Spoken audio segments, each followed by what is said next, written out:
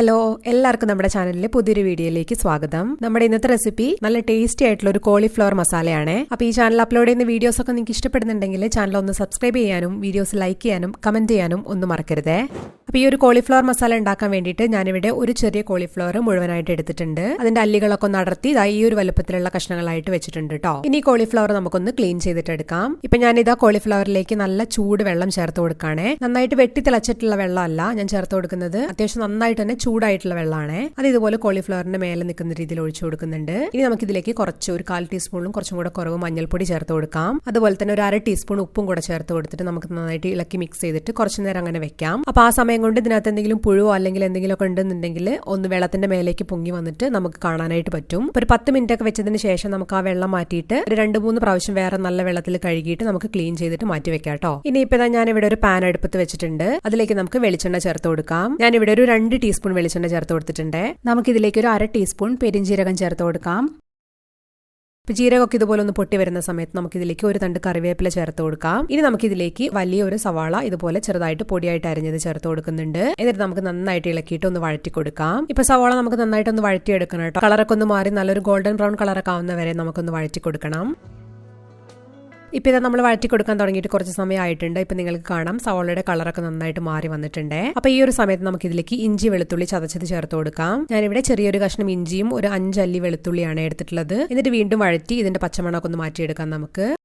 ഇപ്പൊ ഇതാ ഇഞ്ചിയുടെ വെളുത്തുള്ളിയുടെ ഒക്കെ പച്ചമണം മാറി വന്നിട്ടുണ്ട്. അപ്പൊ ഈ ഒരു സമയത്ത് വേണം നമുക്ക് ഇതിലേക്ക് തക്കാളി ചേർത്ത് കൊടുക്കാൻ വേണ്ടിയിട്ട്. ഞാനിവിടെ മീഡിയം വലുപ്പത്തിലുള്ള 2 തക്കാളി ഇതുപോലെ കഷ്ണങ്ങളായിട്ട് മുറിച്ചത് ചേർത്ത് കൊടുക്കുന്നുണ്ട്. അതിന്റെ കൂടെ തന്നെ ഞാനിവിടെ ഒരു 1/2 ടീസ്പൂണിലും കുറച്ചും കൂടെ കുറവ് ഉപ്പ് ചേർത്ത് കൊടുത്തിട്ടുണ്ട്. കൂടെ തന്നെ 1.5 ടീസ്പൂൺ കാശ്മീരി മുളക് പൊടി, 1 ടീസ്പൂൺ മല്ലിപ്പൊടി, ഒരു 1/4 ടീസ്പൂണിലും കുറച്ചും കൂടെ കുറവ് മഞ്ഞൾപ്പൊടി, ഇതെല്ലാം കൂടെ ചേർത്തിട്ട് നമുക്ക് നന്നായിട്ട് ഇളക്കി കൊടുക്കാം. ഈ ഒരു ലോ ഫ്ലെയിമിൽ ഇട്ടിട്ട് വഴറ്റി കൊടുത്താൽ മതി കേട്ടോ. പൊടികളൊന്നും കരിഞ്ഞു പോവാതിരിക്കാൻ വേണ്ടി ശ്രദ്ധിക്കുക. ഇനി പൊടികളുടെ പച്ചമണമൊക്കെ ഒന്ന് മാറി വരട്ടെ.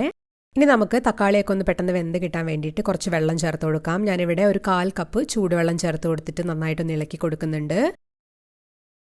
എന്നിട്ട് നമുക്ക് അടച്ചു വെച്ചിട്ട് ലോ ഫ്ലെയിമിൽ വെച്ചിട്ട് ഇതൊന്ന് വേവിച്ചിട്ടെടുക്കാം. തക്കാളിയൊക്കെ ഒന്ന് സോഫ്റ്റ് ആയിട്ട് വരട്ടെ. ഇപ്പൊ ഞാനിത് കുറച്ച് സമയം കഴിഞ്ഞിട്ട് ഒന്ന് തുറന്നു നോക്കിയിട്ട് ഇളക്കിയിട്ട് കൊടുക്കുന്നുണ്ട്. വെള്ളമൊക്കെ ചെറുതായിട്ടൊന്ന് വറ്റി വരുന്നുണ്ട്. കുറച്ചും കൂടെ ഒന്ന് വറ്റിയിട്ട് തക്കാളിയൊക്കെ ഒന്നും കൂടെ സോഫ്റ്റ് ആയിട്ട് വരട്ടെ. നമുക്ക് വീണ്ടും അടച്ചു വെച്ച് കൊടുക്കാം. ഇപ്പൊ ഇത് ഈ ഒരു സമയത്ത് നമ്മൾ തുറന്നു നോക്കുമ്പോൾ തക്കാളിയൊക്കെ അത്യാവശ്യം നന്നായിട്ട് വെന്ത് അതുപോലെ തന്നെ എണ്ണയൊക്കെ സൈഡിൽ ഇങ്ങനെ ചെറുതായിട്ട് തെളിഞ്ഞു വരാൻ തുടങ്ങിയിട്ടുണ്ട്. അപ്പൊ അതിനർത്ഥം മസാലയൊക്കെ നല്ല പാകത്തിനായിട്ടുണ്ടെന്നാണ്. നമുക്ക് ഇതുപോലെ നന്നായിട്ടൊന്ന് ഇളക്കി യോജിപ്പിച്ച് കൊടുക്കാം. ഇപ്പൊ കണ്ടില്ലേ, തക്കാളിയൊക്കെ ഒരുപാട് അങ്ങോട്ട് വെന്തുടഞ്ഞു പോയിട്ടില്ല, എന്നാൽ നന്നായിട്ട് സോഫ്റ്റ് ആയിട്ട് കിട്ടിയിട്ടുണ്ട് നമുക്ക്. അപ്പൊ ഈ ഒരു സമയത്താണ് നമ്മൾ കോളിഫ്ലവർ ചേർത്ത് കൊടുക്കേണ്ടത്. നമ്മൾ നേരത്തെ ക്ലീൻ ആക്കി വെച്ചിട്ടുള്ള കോളിഫ്ലവർ നമുക്ക് ഇതിലേക്ക് ചേർത്ത് കൊടുക്കാം. കോളിഫ്ലവറിന്റെ കൂടെ തന്നെ ഞാനിവിടെ കുറച്ച് മല്ലിയില അരിഞ്ഞതും കൂടെ ചേർത്ത് കൊടുക്കുന്നുണ്ട്. എന്നിട്ട് നമുക്ക് നന്നായിട്ടൊന്ന് ഇളക്കി യോജിപ്പിച്ച് കൊടുക്കാം. ആ മസാലയൊക്കെ കോളിഫ്ലവറിന്റെ എല്ലാ ഭാഗത്തും എത്തിക്കിട്ടെ. ഇപ്പൊ ഇത് ആ മസാലയൊക്കെ കോളിഫ്ലവർ നന്നായിട്ടൊന്ന് മിക്സ് ആയിട്ട് വന്നിട്ടുണ്ട്. ഞാനിവിടെ കുറച്ചും കൂടെ വെള്ളം ചേർത്ത് കൊടുക്കുകയാണ്. നമ്മൾ നേരത്തെ ചേർത്ത് കൊടുത്തിട്ടുള്ള വെള്ളമൊക്കെ വറ്റി വന്നിട്ടുണ്ടായിരുന്നല്ലോ. ഒരു 1/4 കപ്പും കൂടെ ചൂടുവെള്ളം ചേർത്ത് കൊടുത്തിട്ട് വീണ്ടും നന്നായിട്ടൊന്ന് ഇളക്കി മിക്സ് ചെയ്ത് കൊടുക്കാം നമുക്ക്. ഇനി ഇത് നമുക്ക് ലോ ഫ്ലെയിമിൽ വെച്ചിട്ട് അടച്ചു വെച്ചിട്ടൊന്ന് വേവിച്ചിട്ടെടുക്കാം. ഇപ്പൊ ഇതാ കുറച്ച് സമയം കഴിഞ്ഞപ്പോൾ ഞാനൊന്ന് തുറന്നു നോക്കിയിട്ടൊന്ന് ഇളക്കിയിട്ട് കൊടുക്കുന്നുണ്ട്. ഇപ്പൊ നമ്മൾ ചേർത്ത് കൊടുത്തിട്ടുള്ള വെള്ളമൊക്കെ കുറച്ചൊക്കെ ഒന്ന് വറ്റി വരുന്നുണ്ട്. പിന്നെ ഇത് നമ്മൾ ഒരുപാട് നേരം വെച്ചിട്ട് വേവിക്കേണ്ട ആവശ്യമില്ല.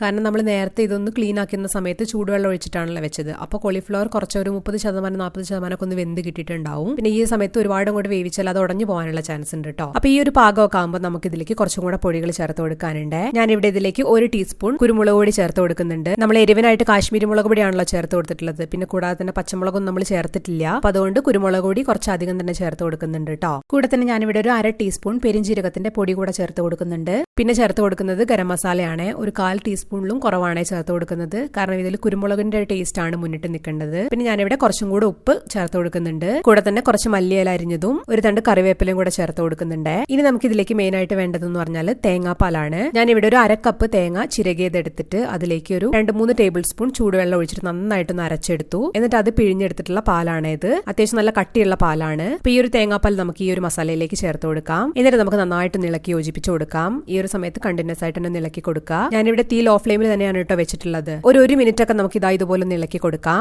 1 മിനിറ്റിന് ശേഷം നമുക്ക് തീ ഒരു മീഡിയം ഫ്ലെയിമിലൊക്കെ വെച്ചിട്ട് ഇതുപോലെ ഒന്നും കൂടെ ഇളക്കിയിട്ട് കൊടുക്കാം നമുക്ക്. ഇപ്പൊ ഞാനിതാ ഈ ഒരു പാകത്തിനാണ് എടുക്കുന്നത്. ഞാൻ ഈ ഒരു സമയത്ത് തീ ഓഫ് ചെയ്ത് കൊടുക്കുന്നുണ്ട്. നമ്മൾ തേങ്ങാപ്പാലൊക്കെ ചേർത്ത് കൊടുത്തതുകൊണ്ട് തന്നെ കുറച്ച് കഴിയുമ്പോൾ ഇതൊന്ന് തിക്കായിട്ട് വരും. അപ്പൊ ഇതാ നമ്മുടെ ടേസ്റ്റി ആയിട്ടുള്ള അതുപോലെ തന്നെ കുറച്ച് സ്പൈസി ആയിട്ടുള്ള കോളിഫ്ലവർ മസാല ഇവിടെ റെഡി ആയിട്ടുണ്ട്. ഇത് നിങ്ങൾക്ക് ചോറിന്റെ കൂടെയോ അല്ലെങ്കിൽ ചപ്പാത്തിയുടെ കൂടെയൊക്കെ കൂട്ടി കഴിക്കാൻ പറ്റിയ നല്ലൊരു ടേസ്റ്റി ആയിട്ടുള്ള ഒരു സൈഡ് ഡിഷ് ആണ്.